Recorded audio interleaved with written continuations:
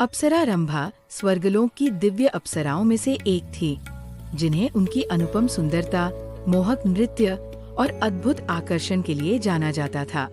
उनकी छवि ऐसी थी जैसे स्वयं प्रकृति ने अपनी सारी सुंदरता को संजोकर उन्हें रचा हो। उनके रूप का वर्णन करना कठिन है, क्योंकि उनकी आंखों में सितारों की चमक थी। उनके होंठ कमल की पंखुड़ियों जैसे कोमल थे और उनकी चाल ऐसी थी जैसे मंद हवा में झूलते हुए फूल। रंभा का नृत्य स्वर्ग की सबसे मनमोहक प्रस्तुतियों में गिना जाता था। जब वे नृत्य करती थीं, तो ऐसा लगता था कि सारा ब्रह्मांड उनकी लय में थिरक रहा हो। उनके अंगों की प्रत्येक हरकत संगीत की धुन बन जाती और उनकी मुस्कान हर देखने वाले को मोहित कर देती। लेकिन उनकी सुंदरता उनके लिए आशीर्वाद कम और बोझ अधिक थी। रंभा की एक प्रसिद्ध कथा उनके जीवन की त्रासदी और उनके भीतर छिपे दर्द को उजागर करती है। स्वर्ग के राजा इंद्र ने उन्हें एक बार ऋषि विश्वामित्र की तपस्या भंग करने के लिए भेजा।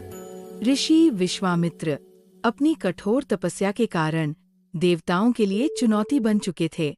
इंद्र ने रंभा को उनके ध्यान को भंग करने का आदेश दिया।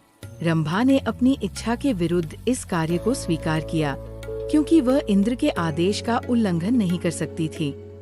वह स्वर्ग से उतरकर ऋषि के समक्ष प्रकट हुई। उनकी मोहक छवि और नृत्य ने वातावरण को मंत्रमुग्ध कर दिया।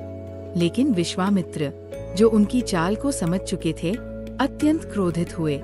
उन्होंने रंभा को श्राप दिया कि वो 1000 वर्षों तक पत्थर की मूर्ति बनी रहेंगी। ये श्राप रंभा के लिए असहनीय था। उन्होंने रोते हुए अपनी विवशता प्रकट की, लेकिन ऋषि का क्रोध शांत नहीं हुआ।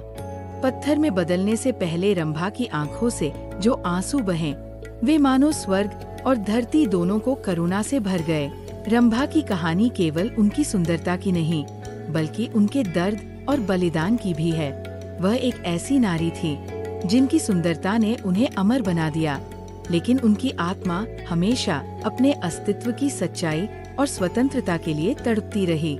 उनका जीवन ये सिखाता है कि सौंदर्य केवल बाहरी नहीं होता और उसकी कीमत कभी-कभी बहुत अधिक होती है।